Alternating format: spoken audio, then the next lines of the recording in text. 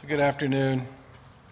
I'm going to start with the daily update. Yesterday, the Department of Public Health reported about 13,000 new molecular tests were given to new individuals. 367 of those returned as new positive cases.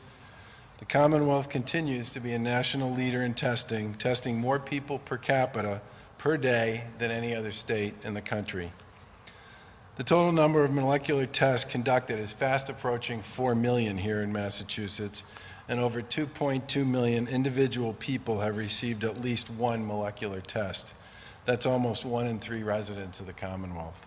The 7-day average for the statewide positive test rate has been at 0.9% for the past 4 consecutive days. That's one of the lowest positive test rates in the U.S.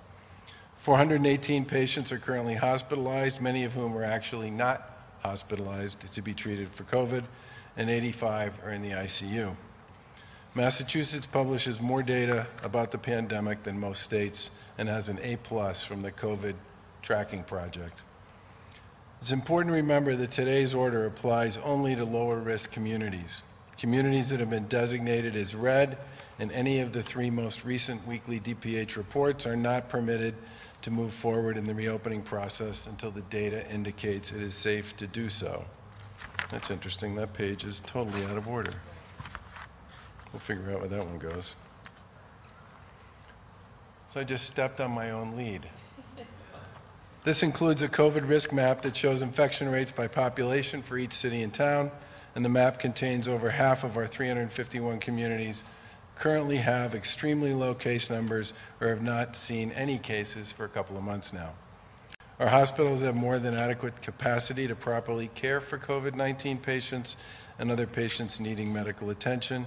And I'd like to note that for the past several days, the Department of Public Health has been recording a slight increase in new positive cases. Public health experts have said for a while that cooler weather and increased activity in the fall could lead to more cases. Here in Massachusetts, for example, we've seen thousands of college students and faculty and staff return to college campuses. By partnering with the Broad Institute, many of our colleges are running some of the most aggressive student, faculty, and staff testing programs in the country. We want to see more testing coming online because that's how we identify and stop the spread of COVID quickly. But more testing, especially in high-risk communities through our Stop the Spread campaign, does lead to more positive tests in the statewide data. We've also learned of several large informal gatherings in different communities statewide that have caused viral transmission. While we've seen more cases, the most significant trend so far is attached to informal gatherings and celebrations. As always, DPH will continue to vigilantly monitor data and will continue our aggressive contact tracing efforts. We'll also continue to evaluate the public health data in the event that changes to our reopening strategy become necessary. Overall, we've seen significant progress statewide in our effort to contain COVID-19. According to our public health data, the 7-day average percent of positive COVID tests has remained below 1% for 35 days in a row.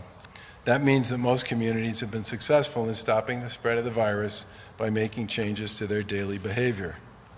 Wearing face coverings, practicing social distancing, and following industry and organization-specific safety guidance have all played a role in containing COVID. But we know there are still several communities where COVID is spreading at a high rate. In August, our administration began publishing and tracking COVID-19 cases at the municipal level to better understand which communities are still seeing a high number of cases by population.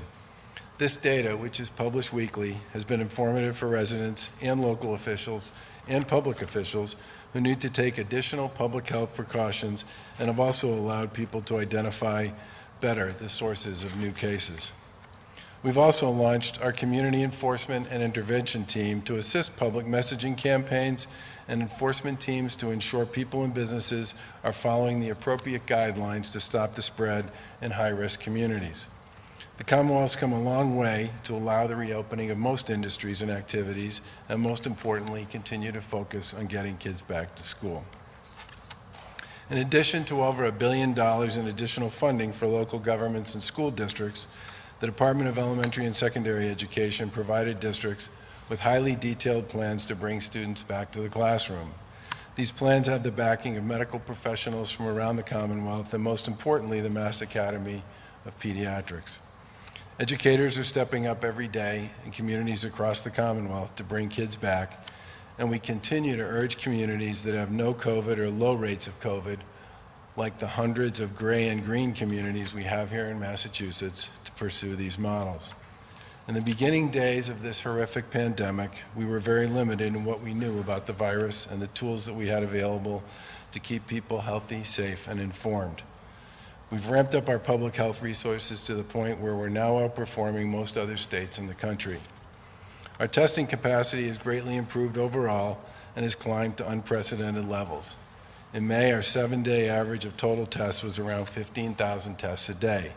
Now we've been averaging steadily around 55,000 tests a day for the past couple of weeks. And as of this week, as I said previously, we're the #1 state in the country in terms of testing per capita. And our average turnaround for tests continues to be under 2 days. We've extended free testing for all residents in 18 of the hardest hit communities in the Commonwealth, so-called high-risk communities, through the end of October. Contact tracing remains an important part of our public health response, and between our local health departments and the Community Tracing Collaborative, there are about 1,900 people conducting tracing programs here in Massachusetts on a daily basis. Contact tracers are now able to reach out to almost every confirmed case within 24 hours of being notified of a positive test, most within 2 hours, and they're able to reach most contacts within 48 hours. In the last 2 months, the Community Tracing Collaborative increased its staff to support colleges and universities as students return to school.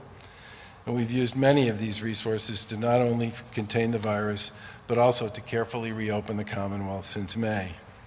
Based on the current public health metrics, today, I did sign an executive order that will allow lower risk communities to advance to step 2 of the 3rd phase of the Commonwealth's reopening. Lower risk communities are the gray, green, and yellow towns on the weekly COVID-19 risk map, provided that they've been lower risk for 3 consecutive reporting periods. Step 2 opens up a limited set of industries, certain types of indoor recreation that have not previously been permitted to operate since we announced the original emergency order back in March. We've learned a lot through our own tracing efforts and by watching other states who were hard hit by COVID early on as well. And we've seen that the activities we're moving forward with today have not led to significant transmission in other states. It's important to remember that today's order applies only to lower risk communities. Communities that have been designated as high risk or red in any of the 3 most recent weekly DPH reports are not permitted to move forward in the reopening process until the data indicates it is safe to do so.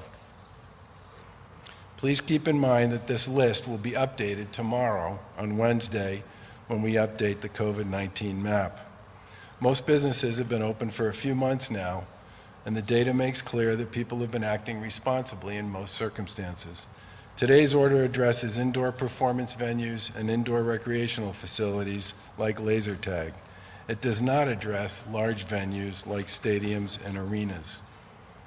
This order goes into effect about a week from now on Monday, October 5th.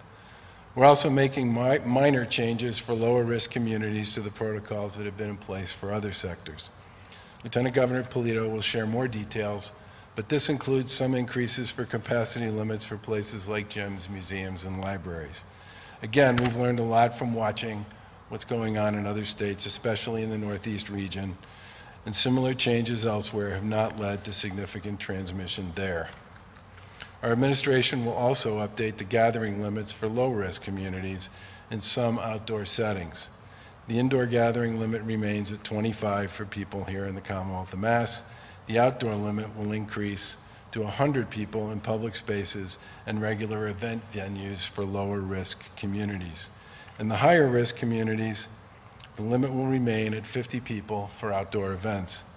Lieutenant Governor Polito will provide more details about Step 2 in a second. While we're moving forward with this step in lower risk communities, the fight is far from over. We all know the virus will be with us until there are treatments or a vaccine, and as we've seen in other states, it doesn't take much for it to spread quickly when people let down their guard. As I said earlier, we're only able to gradually reopen the economy, get kids back to school, give people a chance to work when our residents work hard to be safe and healthy every day.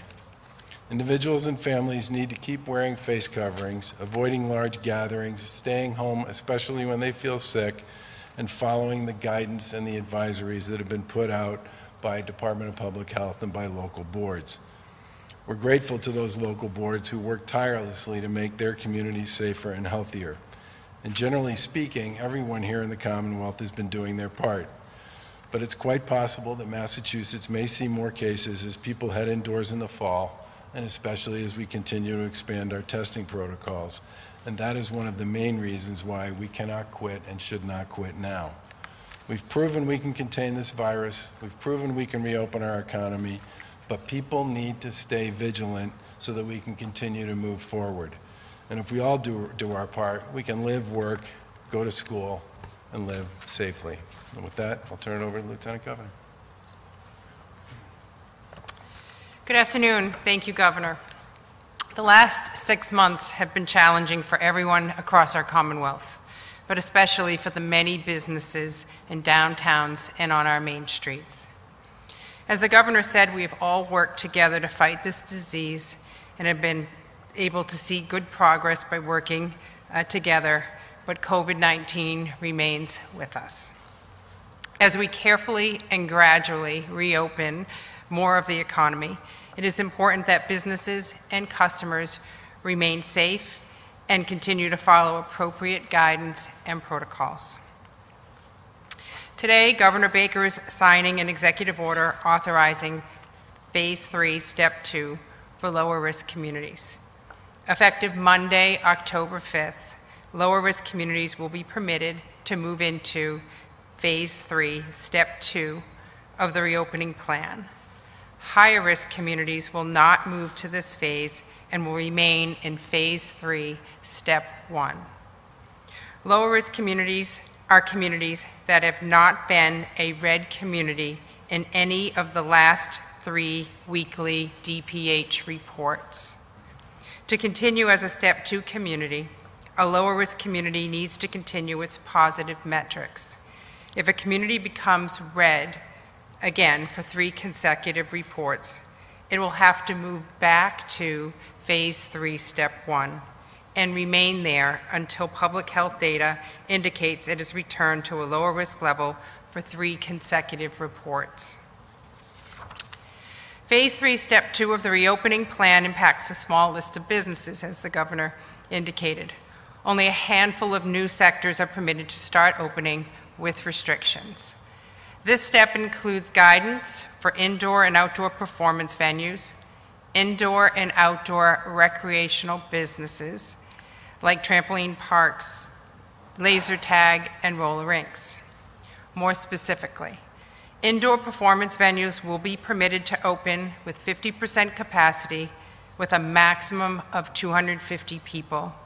Performers are excluded from that capacity number. Outdoor performance venue capacity will increase to 50% with a max of 250 people. For arcades and indoor and outdoor recreation businesses, additional Step 2 activities like trampolines, obstacle courses, roller rinks, and laser tag will also be permitted to open, and capacity will increase to 50%.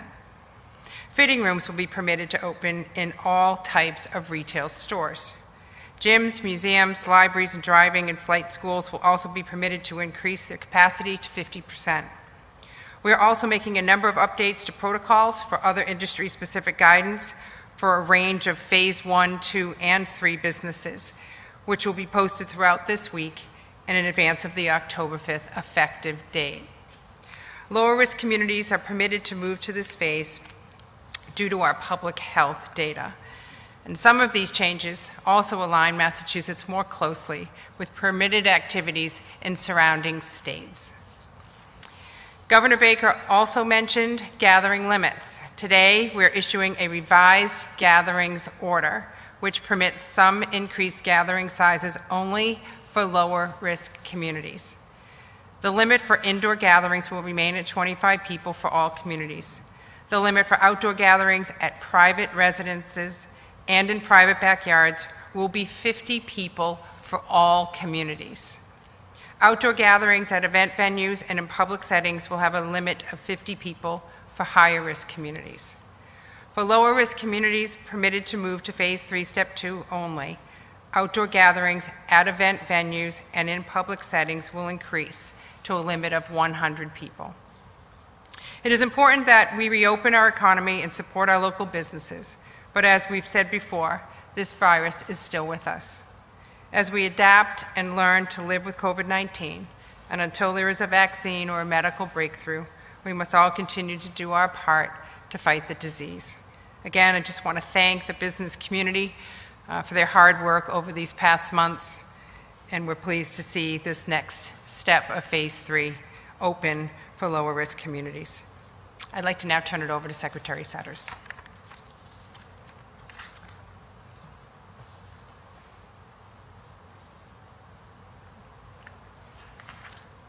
Governor, Lieutenant Governor, Secretary Keneally, good afternoon, everyone. To follow up on the Governor's comments, the reporting of testing data has continued to evolve since the beginning of the pandemic. As he said, more than 2 million, in fact 2.2 million individuals have been tested and 3.9 million tests administered. We will and do report daily, in fact it's on page 8 of the dashboard, the percent positivity of tested individuals as well as for all molecular tests. For yesterday, the percent positive for new individuals tested was 2.4%, and for all molecular tests was 0.9. Testing is one piece of a layered strategy of mitigating and containing COVID until such time as there is a safe, effective, and available vaccine. The others include vigilance, monitoring, contact tracing, and responding quickly in response to community-level issues. We have the resources and capacity to respond. It is also why we implemented the Community Enforcement and Intervention Team for our persistently high-risk communities. Our team is very active and engaged with these municipal leaders and their teams, especially important as we head into the fall and winter. These communities include Chelsea, Everett, Lawrence, Lynn, Revere, and Framingham. Working closely with municipal leadership, local mayors, public health officers, and police chiefs, this collaborative effort is focusing on enforcement, such as ensuring gatherings in homes and at public settings remain small and within the required guidance limits. Over the past 5 weeks, ABC and DPL have visited or inspected unannounced 5,400 places of businesses. Enforcement operations were conducted in 75 municipalities, where an estimated 950 licensed establishments were checked. Nearly all were found to be in compliance. CEIT also is focused on enhanced public messaging to combat COVID fatigue and raise awareness of the risks that still exist. Over the past 5 weeks, our public awareness campaign has yielded more than 10 million impressions through advertising and other communication means in these persistently high communities. This will continue to grow as our paid campaign expands. These impressions are high quality, direct conversations via telephone town hall, reverse 911 messages, and thousands of personal interactions with field teams, boots on the ground. The field teams have handed out 64,000 flyers, 17,000 masks, and 10,000 hand sanitizer bottles, all in these highest risk communities. Cities are building on our field teams by hiring additional city-supported ambassadors and organizing Spanish language radio interviews with their multilingual police officers. Since we started our community level reporting, Chelsea has come down from 32 incidents per 100,000 residents to 22. Lynn has come down from 23 per 100,000 to 11. To continue building on this progress, we have extended our Stop the Spread free testing initiative through the end of October. We have provided more than 237,000 tests at multiple locations in 18 communities. As the governor said, the average testing turnaround time in Massachusetts is 1.8 days, a measure that has continuously declined as we've worked with our labs and providers to prioritize this and minimize the use of out-of-state labs. And if you feel sick, get tested. Our contact tracing network is also well positioned heading into the fall and winter. Since April 10th, 175,000 people have been contacted by contact tracers, and as you heard from the governor, we have 100% capacity to perform contact tracing as reported on national websites. And as some of you may remember, at the beginning of the pandemic, residents didn't always answer their phone when a tracer called. Now, in part due to our public awareness campaigns in multiple languages, more than 92% of cases are reached. We have also announced a new grant program to help prevent and reduce the spread of COVID in communities of color. Faith-based and community organizations in high-risk communities can apply for grants that will range from $10,000 to $50,000. Recent reports, we know, indicate that infection and death rates are disproportionately high among communities of color. These funds can be used to raise awareness around best practices, help to connect families and individuals, to be safe and stop the spread. I know, we all know, COVID fatigue is real, but we must remain vigilant. Protect yourself and others. Wear a mask, wash your hands often, and keep 6 feet from others whenever possible. Thank you. Secretary Keneally?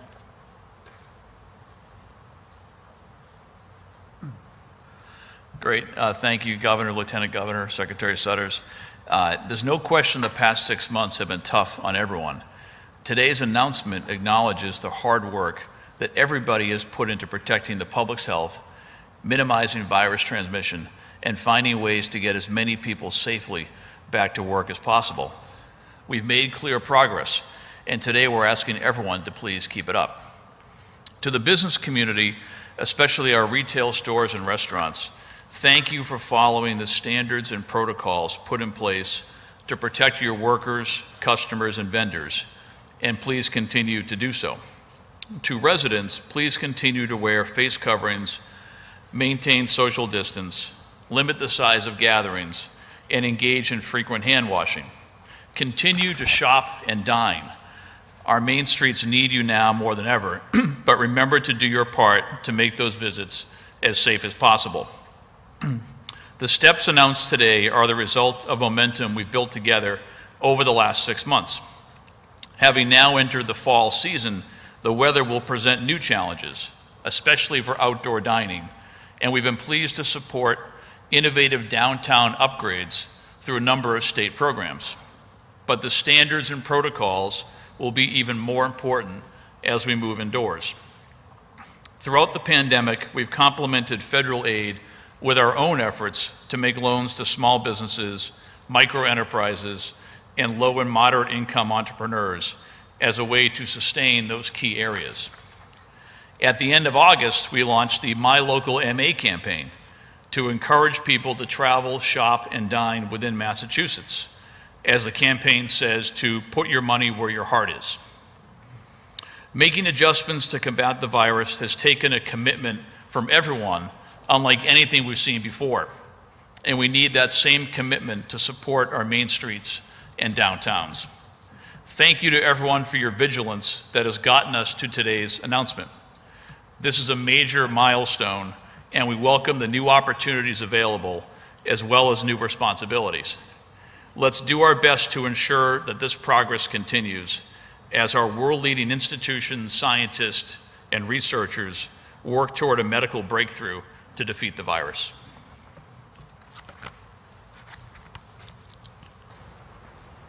Questions on this? Governor, the percentage of positive, of individuals whose tests come back positive is up. We talked with an expert yesterday who's urging caution, and we just heard you say, you know, as we head indoors, the cases are likely to rise. So instead of moving to the next phase, should you be pumping the brakes a little on that? Well, first of all, we continue to test at national leading levels, and by testing aggressively with our college community, we get to identify positive cases, isolate and quarantine where appropriate, and trace, so that we don't end up with some of the significant outbreaks, really significant outbreaks people have seen in other parts of the country. the whole point behind the Stop the Spread program, which is a huge piece of our testing initiative here in the Commonwealth, is it 18 or 13 communities? 18 communities which have been persistently high risk have basically unfettered access to free testing. And that means we find cases, because those are communities in which we know there's high risk for COVID and transmission. By finding those cases and helping people isolate and doing the tracing associated with that, again, it's a way to contain and limit the spread. And as Secretary Sutters pointed out, a number of the communities who are part of that have seen significant improvements in their cases per 100,000 since this program began. Salem, for example, was at either 11 or 12 when this began 4 or 5 weeks ago, and they're now green. They're below 4. Many other communities have also moved out of red into yellow during that period of time as well. But at the same time, we still have a Commonwealth where hundreds of communities, based on what is becoming months of testing, simply don't have significant community transmission. And in those communities, we believe, based on conversations we've had with governors and public health officials in other states that are like ours, that these are perfectly appropriate things for us to support with guidance, okay, because they've been doing it in many cases for months at this point, and don't believe these are sources of significant transmission in their states. Even as we head into the fall and colder weather, more people head indoors. You know, what has been particularly interesting about the summer is very, very few examples of significant spread have occurred in organized, structured, rule-based settings. Most of our new cases, most of our clusters have involved unstructured, non-rule-based gatherings that have taken, celebrations, parties that have taken place between and among people where there aren't any rules. Part of what I think we're trying to do here is recognize and understand that in many states, an emphasis on organized gatherings, organized play, organized indoor activity has actually not translated in those places into a significant increase in cases, but exactly the opposite. And these governors would say the same thing you'd hear from me, the opposite, the unsupervised, the unorganized, the familiar being familiar, as I've said before, is really where the greatest risk is. So if people are going to go inside, which they probably will, I would much rather have them go inside in organized and supervised ways with rules than in unorganized, unsupervised ways with no rules. Governor, can you talk about the strategy behind this initiative, where is the low risk being rewarded and then the high risk being inspired to do better? Is there kind of, what's the philosophy of the mindset? I think it's more about just taking the data as it sits and as it stands and acting accordingly. As I said, many of our conversations with governors in other states that look like us and have similar population density and similar size have said that many of the elements that we're talking about today are things that have been open and operating in their states for a while without any significant impact on transmission. At the same time, we do have a lot of communities in Massachusetts that haven't seen a heck of a lot of COVID for quite a while, and giving these communities the ability, with rules and guidance, to do some of the things that have proven to be safe in these other states just seems like an appropriate step. And as I said before, I would rather have folks, if they're going to go indoors in places with rules and organization and supervision than go indoors in places without any. But do you think the state is Are providing you worried about the perception, though, if people think like they're just getting a pat on the head because they're doing better? I mean, has that been thought about? The whole Stop the Spread program is basically only available to communities that have high risk, okay? So to some extent, I think what we would say is we're trying to create frameworks here that work for people in Massachusetts based in part on where they live. If you look at the reason we put together 3 approaches to school reopenings, remote, hybrid, and and in person. The whole goal behind that, when Commissioner Riley and his folks worked that one out with the pediatric community and folks in the public health community, was based on this idea that different communities would probably be in different places over the course of the year, and they should be able to have a plan that they could refer to that was consistent with whatever their state of play was at that time. Governor, a lot of these providing a false sense of security by highlighting this lower positive test rate with all the repeat tests of the college students instead of the percentage of individuals. You know, this is certainly a debatable question, but the way I think about it, there are a lot of people who travel, and there are a lot of people who work in places that are, you know, considered to be places if you go to, under our rules, you got to come back and either quarantine or get a test. And we have a lot of repeat testers in our data, many of whom are repeating for work-related reasons. And as the Secretary said, and as I said, we have 3.9 million tests. We have 2.2 million people who've been tested. The college community was viewed by all of us, I think, over the course of the summer as a potentially really high-risk community, all right? Which is why we spent so much time with the Broad Institute and with a sort of college advisory group putting together protocols for testing on a frequent basis at an affordable price with a quick turnaround at colleges here in the Commonwealth. And that's exactly what they're doing. My view would be every time somebody tests negative, they tested negative, whether it's a repeat test or not. It's still part of the universe of data and information that's available to us that tells us about what's going on with respect to a particular community, the Stop the Spread communities, the gray and green communities, or the college community, which I think of as a community where we should test regularly. And I've talked to college presidents who've said to me that the fact that these kids know they get tested every 2 days, actually, or twice a week, or whatever the rules are, it does have an impact on the way they think about the decisions that they make, and that's a good thing. The other thing I would say is if you take the higher ed stuff out, our positive test rate over the course of the past 30 days is 1.7%, which is still consistent with where it's been throughout the course of the summer. Governor, with laser tag and trampolines being allowed.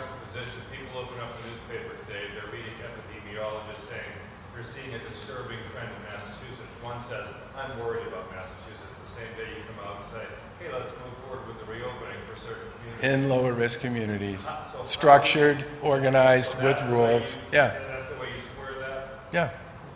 Governor, laser tag and indoor performance venues opening with 50% capacity, maximum people, limit for indoor gatherings and capacity. 5. You're talking way too fast. I can't understand you.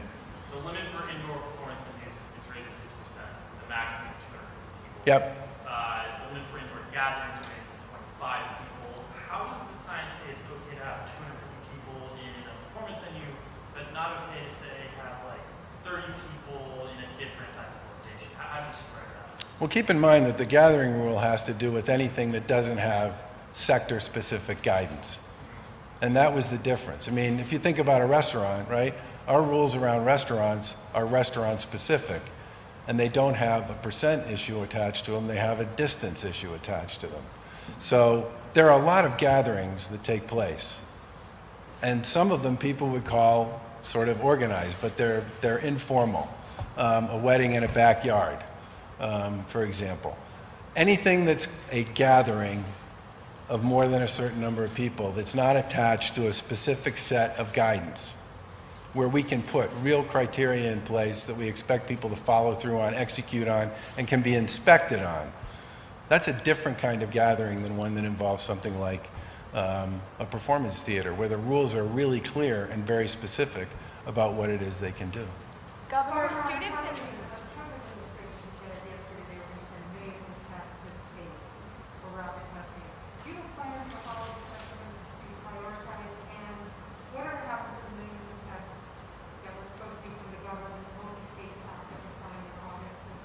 Yeah, we're still talking to the multi-state folks, but in the short term, our focus was really on the PCR program we were developing with the Broad for 2 reasons. One, PCR testing is generally considered to be sort of the gold standard, for lack of a better word.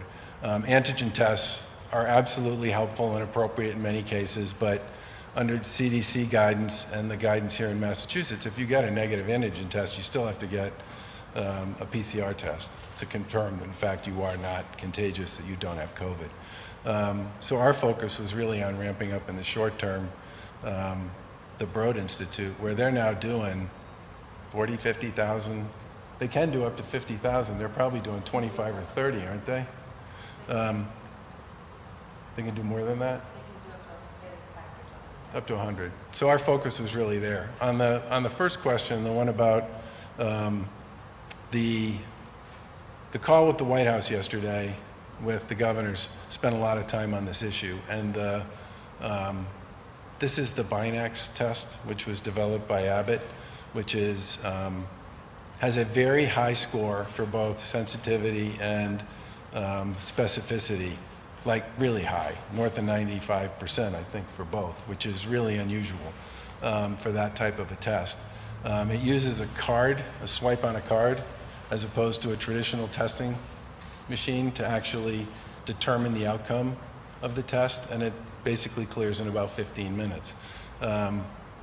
It still has to be administered by a trained professional, okay? I think most states, and I would include Massachusetts in this category, are probably going to try to use these as they become available to support our K-12 schools.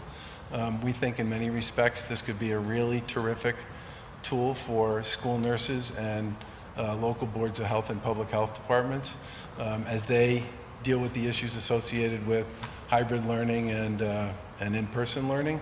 I don't really know how it would help in a remote situation because you're not really dealing with the sort of coming together that we talk about when we talk about hybrid and in person. The rollout here is basically based on your size as a state. So we have basically 7 million people, so 7 million of whatever the current count across the country is, which I'm assuming is somewhere around 350. We would get 8% based on our size. And that would be true for every state. And it's going to come on kind of a rolling basis. You're not going to get it all at once. It's going to come as they become available through the manufacturing process. So the way to think about it is we'll probably start getting an allotment next week. And then, there'll be allotments to come after that. And our goal will be to work with the folks at DESE and with the folks in K-12 to make sure that the communities that are in person and hybrid have access to these tests so they can make them part of their strategy along with our mobile testing capacity that we made available to them. Could I ask Secretary Sutter something about the data? Yeah.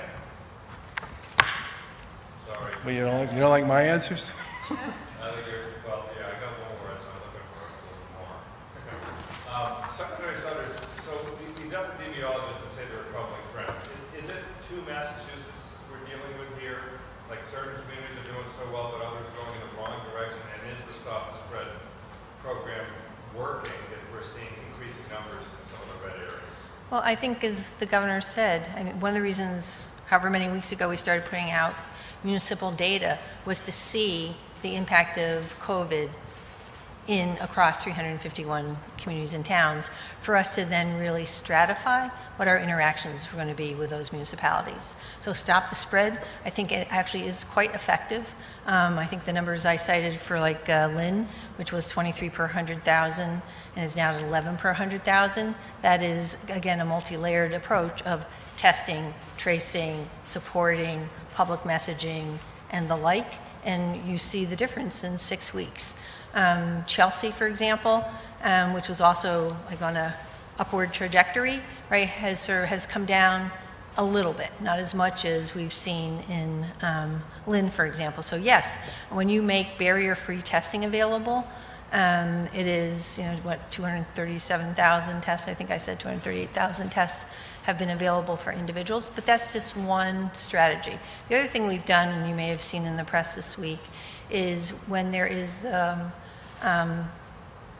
a community identifies what they think is a cluster or a cluster in development. We saw it in Haverhill recently, Dedham, not terribly long ago, Melrose, around, as the governor would say, informal football gathering coming together, and we were contacted and we were able to provide mobile testing So it's not stop the spread, it's a very focused 5-7 days. We did it in Salem, very successful, right? Salem went from whatever I don't actually remember what their... From 11 down to 3.5. Right, there you go, 11 down to 3.5, so we can then target an interaction with that community.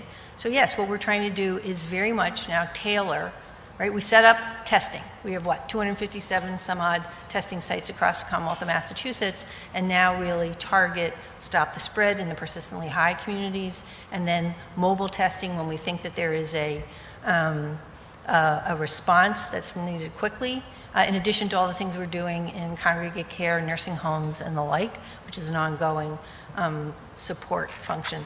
And to just, we are excited about the potential of the Abbott Binex in Massachusetts. There are some other logistics we have to work through. All sites have to be CLIO waivered. It does require nurses or other kinds of technicians who are trained, and there has to be a standing order, and obviously if it's kids, would require the permission of parents in order to do the tests. But it is an exciting, potentially exciting development in Massachusetts. Secretary, I have a question as well regarding COVID-19 data specifically. I was wondering, looking at the Chapter 93 data, I still see some either low numbers or gaps in occupation, primary language, disability as far as COVID cases go. I was wondering what the holdup is, if there's still issues getting labs to communicate that information to the state When that legislation was enacted, it was enacted with an emergency preamble. That emergency preamble means that the law immediately goes into effect. And when that bill was in conference, we had a lot of interaction with the conference committee and other key legislators about the fact if it was enacted with a preamble, the Commonwealth would be unable to immediately comply with the provisions, because it requires both technological and systems changes in order to gather the information. And the governor was faced with signing the legislation, which had a very important piece in it, which was the creation of the Health Equity Commission. So to sign it, he could have sent it back with an amendment, or he could have vetoed it. We signed it with a clear understanding that we were unable to immediately comply, and it would take up to 3 to 4 months for us to put the systems in place to provide all the data elements that the legislature has requested. We've actually, if you've looked at the data, we continue to increase the data fields that we're getting reported on, and we will continue to comply with it. But anyone who's ever been involved with system changes, you can't just immediately put into place the systems and technology upgrades you need. And in fact, when the governor signed that legislation, he immediately sent a piece of legislation asking for specific amendments to that law so that we could have, in fact, complied much faster. One other thing I'd say about this is the legislation puts the onus on us, right? There's no onus on the folks who give us the data other than to de-license them. So, which is sort of the nuclear bomb for, right, so doesn't even have that. So one of the things we said in the legislation we filed, which we would love to get, was that there's an onus, which we can use fines for, which is a much more effective tool to get the folks who actually have to give us the data to actually give us the data. Anything to add Bruce? to the whole? Governor, it seems to be a change in terminology about your map. When it started up, you talked about high risk, moderate risk, and low risk. Now everything is low risk, so high risk. Why the change? Because there's a bunch of bouncing back and forth between green and yellow for most of the communities that were green and yellow. One nursing home outbreak, one football party, one thing, because you're going basically from 4 to 8. From under 4 to over 4. Turns you from green to yellow. You also go the other way Pardon me? You also go the other way from above 8 into between 4. Yeah. Boston is at 7.9 right Well, Boston's biggest issue is the colleges, right? They are gonna have, because of the testing regimen in Boston, and because it's so aggressive, Boston is going to end up with a bunch of college kids who are probably going to tip them into red. The mayor said this last week. That's a completely reasonable prediction, given the number of college kids who are in the city, how often they're being tested, and the practical reality of what that will look like. Now, the big challenge for Boston, and this is not just a Boston issue, it's an issue in some of the other communities that bang around from one level to another, is if you have a college, if you have a hospital, the Brigham is probably going to have an impact on Boston's numbers this week too. If you have a number of institutions that have an outbreak of some sort, it will hit your numbers in the short term, and the real question is what happens over time. And the thing about communities that are persistently in high-risk category, one of the things you can draw from that is that isn't about, the hospital. It's not about the nursing home. It's not about the big party that somebody had. It's not about the big gathering that took place. It means there's something more going on, which is why the Stop the Spread program and the community intervention efforts follow it, because the goal there is to then do what we can to help those communities start to work their way back. And we have had several that were persistently red either go to yellow or go all the way to green. And some will be harder than others for a whole bunch of reasons. But the bottom line is most of those communities are pretty engaged in trying to get from here to there. Anything to add about the charges at the Holyoke Soldiers Home as the board gets ready to meet over Walsh's fate? Well, I mean, I've said before that I've said that what happened at Holyoke was a calamity, and that Mark Perlstein's report was almost impossible to read in one sitting. And in the 80 or so conversations that I had over the course of 20 hours with family members who lost somebody during that outbreak, it was brought home to me in the most graphic and painful way possible, how something that was so good became literally a nightmare. And I said last week when I got asked about this that I expect the board, when they meet, to finish the job on removing Bennett Walsh. And I hope they do that. Can I ask you a quick follow-up on my question, Governor? Are you worried at all about cross-pollination from green to red? Because of course, or red to green, a family in Lawrence can pack up and go to Andover to the roller rink, or someone in Lincoln can go to Swampscott. I mean, are you concerned about that at all? So, I mean, people still move around, right? But if you go to a roller rink, that roller rink has rules, and that roller rink has guidance, and that roller rink has protocols in place, and everybody's going to be expected to follow them. And they're designed to do one thing, which is to keep people safe and limit the spread between and among the people who are there. I would much rather have that family do that than go participate in a big backyard barbecue with no masks, no social distancing, shared food off a buffet, and all the stuff that time and time again is what's translating into clusters and case run-ups here in the Commonwealth. And 20 BU students were caught and they face suspension Yeah. hearings now after having a big party. I wonder if you think they should be suspended, and if you think we're asking too much of college students right now. I don't know the facts in the BU case. I'm glad that there will be a hearing and that this will be discussed in an appropriate way by the people at the school. I think the statement that Northeastern made earlier this year was a pretty loud and an affirmative one about how they were going to treat this and how they were going to deal with it.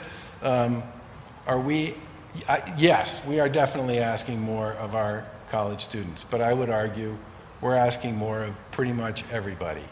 I mean, think about the parents who testified this morning on Zoom before the Joint Committee on Education here in Massachusetts, who talked about how difficult it is for them to get their kids the kind of traditional, in-person, 6 hours a day, every day education that they got before COVID. Think about all the issues. I mean, there is practically no one outside of maybe, Zoom, Amazon, and WebEx for whom this whole thing hasn't been, in some particular way, really harsh and has asked more of people than they were asked of before. And, you know, but that is the way and the world in which we live in right now. And I'm glad that our colleges and universities spent the time, many of them, trying to figure out how to bring kids back. I'm glad we spent hours and hours with the folks at the Broad trying to figure out how to create what most of those college presidents are now telling me is the most accessible, fastest turnaround, cheapest testing protocol and processing system in the country, so that kids could get tested, faculty could get tested, staff could get tested on a pretty regular basis. It's not pleasant in many cases, it's not pretty, but it's part of the world in which we live. And as we've said many times in this room, it's going to be like this until we have treatments and vaccines. And the more we can create structure and guidance and rules and processes in place that have been proven to be effective and safe for people to do things, and to encourage people to do those sorts of things instead of the things that don't have any rules or process or social distancing or face coverings or oversight, that's better than the opposite. Thanks, everybody. Your thoughts about tonight? Prosecution of 2 individuals that hold out. I'm not the law enforcement folks. That's the role of the Attorney General and the U.S. Attorney. I know the U.S. Attorney is also pursuing the possibility of doing something here. What I would say is that the Pearlstein report raised time and time again errors and mistakes that had huge consequences for the people, horrible, huge consequences for the people who live there. And you spend enough time talking to a lot of the families who are involved in that, and it becomes clear just how huge and horrible those consequences really were. Thanks.